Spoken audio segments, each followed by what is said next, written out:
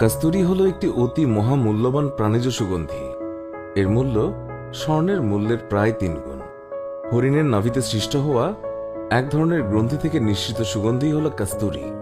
এটি মূলত ঝাঁঝালো, উষ্ণ এবং তীব্র সুগন্ধিযুক্ত এক প্রকার জৈব পদার্থ।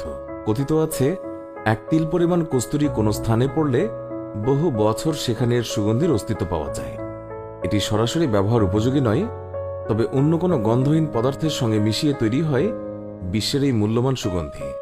প্রায় ৩,০০০ ভাগ গন্ধহীন পদার্থের সাথে ১ ভাগ কস্তুরী মেশালে এর পুরোটাই কস্তুরীর ঘ্রাণে সুবাসিত হয়। সংগ্রহ করার সময় এর গন্ধ এতটাই তীব্র এবং উগ্র থাকে যে হরিণের নাভিকোষ কেটে নেওয়ার সময় শিকারীরা মোটা কাপড় দিয়ে নিজেদের নাক বেঁধে নেয়। আর তখন এর গন্ধ সহ্য করা কঠিন হয়ে পড়ে। কারো কারো চোখ, নাক থেকে পানি এবং মুখ থেকে লালা ঝরতে শুরু করে। এমনকি জীবন সংকটাপন্ন হয়ে পড়ে, আর জীবন হানিও ঘটতে পারে। তবে যে কোনো হরিণের মধ্যেই এটি পাওয়া যায় না। কস্তুরী পাওয়া যায় এক ধরনের দুর্লভ পুরুষ হরিণের নাভি থেকে। এই ধরনের হরিণকে বলা হয় কস্তুরী মৃগ বা মাস্ক ডিয়ার। স্বভাবে এরা অত্যন্ত লাজুক এবং নিরীহ হয়ে থাকে। বিচরণ করে একান্ত নির্জনে। হিমালয় পর্বতমালার উঁচু পার্বত্য অঞ্চলে এদের বসবাস।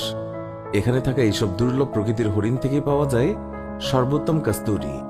এছাড়াও পামির মালভূমির উঁচু পাহাড়, সাইবেরিয়া, নেপাল, মঙ্গোলিয়া এবং কোরিয়ায় এদের দেখা পাওয়া যায়।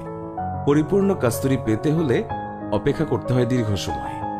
অল্প বয়সে হরিণের নাভি গ্রন্থিতে সুগন্ধি কোষ জন্মালেও তা পরিপক্ক হয় ১০ বছর পূর্ণ হলে।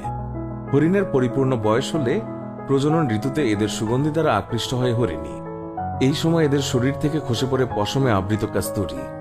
অতীতে সেটা সংগ্রহ করে রোদে শুকিয়ে কস্তুরী তৈরি করা হতো, কিন্তু বর্তমানে অর্থের লোভে কস্তুরী সংগ্রহের জন্য হরিণকে হত্যা করে এর নাভি সংগ্রহ করে শিকারীরা।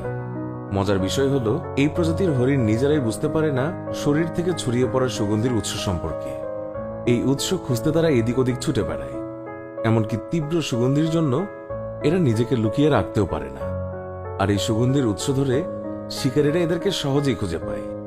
১ কিলোগ্রাম কস্তুরী পাওয়ার জন্য প্রায় ২,০০০ হরিণ শিকার করতে হয়, যার ফলে বর্তমানে কস্তুরী মৃগের সংখ্যা দিন দিন লোপ পাচ্ছে।